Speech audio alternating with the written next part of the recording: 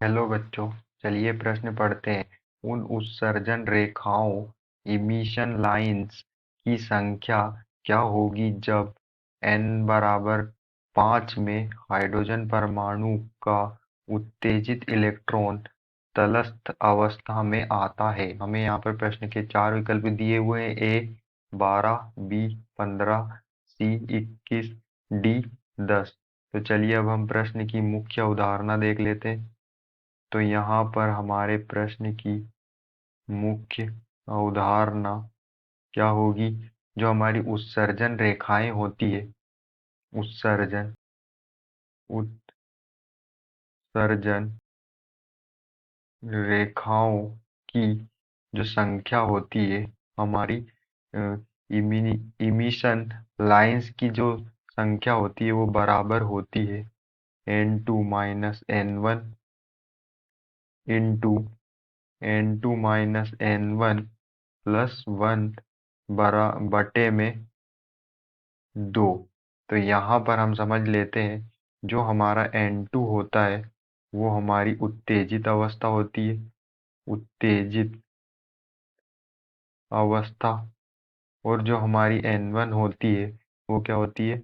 वो हमारी तलस्थ तलस्थ अवस्था होती है, या फिर इसे हम आद्य अवस्था भी कहते हैं, आद्य अवस्था भी कहते हैं। तो जो हमारी N1 होती है वो निम्न अवस्था होती है और N2 उच्च अवस्था, उत्तेजित अवस्था।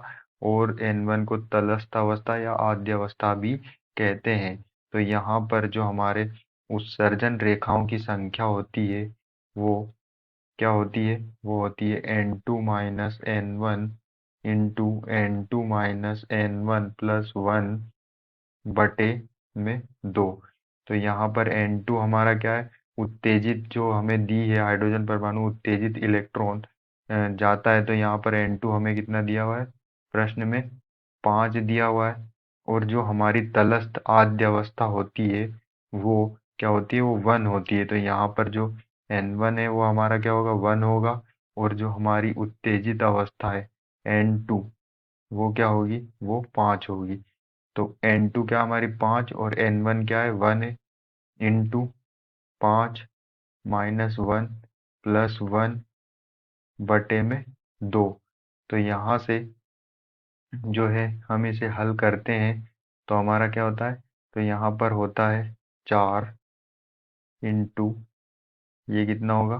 5 बटे में 2। तो ये होगा 20/2, जो क्या होता है? 10 होता है। तो यहाँ पर हम देख सकते हैं जो हमारी उत्सर्जन रेखाओं की जो संख्या होगी वो कितनी होगी?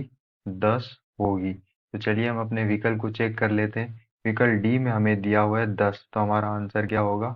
डी। आशा करते हैं आपको समझ में आया होगा। धन्यवाद।